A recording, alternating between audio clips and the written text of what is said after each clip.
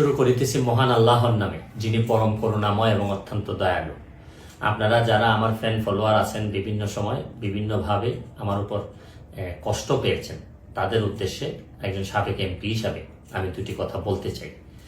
আমি আপনাদের এই সংস্কার, কোটা সংস্কার যে আন্দোলন, এই আন্দোলনে বা বৈষম্য বিরোধী ছাত্র আন্দোলন, এই আন্দোলনে কোটা সংস্কারের জন্য আমি সবসময় আপনাদের সাথে ছিলাম এবং এটাতে যারা আহত নিহত হয়েছেন তাদের পক্ষেও, এই বিচারের পক্ষেও আমি ছিলাম।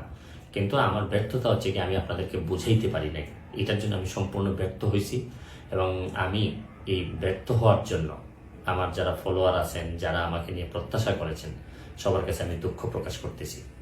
আমি আপনাদেরকে আরেকটি কথা বলতে চাই।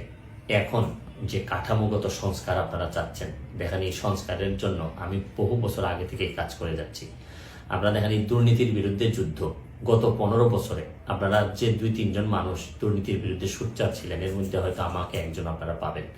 আপনারা জানেন যে আমি এস আলমের বিরুদ্ধে নিজে বাদী হয়ে মামলা করছি টাকা পাচারের জন্য।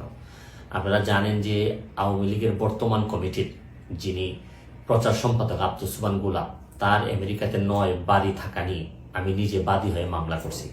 আমি পুলিশের সাবেক আইজিপি বেনজিরের বিরুদ্ধে নিজে বাদী হয়ে দুদকে মামলা করছি। মহান সংসদে আমি তার বিরুদ্ধে বক্তব্য দিছি। মতিউর যে কর কমিশনার মতিউরের বিরুদ্ধে আমি মামলা করছি। আমি সালাম মুর্শিদির বাড়ির নিয়ে মামলা করছি। আমি আপনি সালাউদ্দিন, কাজী সালাউদ্দিন যে ফুটবলের দুর্নীতি নিয়ে আমি কথা বলছি।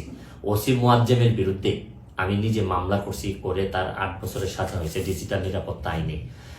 আপনারা জানেন যে জীবনে যত ঝুঁকি ছিল, আপনারা জানেন যে এই কোটা আন্দোলন শুরু হওয়ার 2 সপ্তাহ আগে আমি প্রেস কনফারেন্স করে বলতে বাধ্য হয়েছি, আমি জিডি করছি যে আমার জীবনের উপর হুমকি আছে এইসব দুর্নীতির বিরুদ্ধে প্রতিবাদ করতে গিয়ে।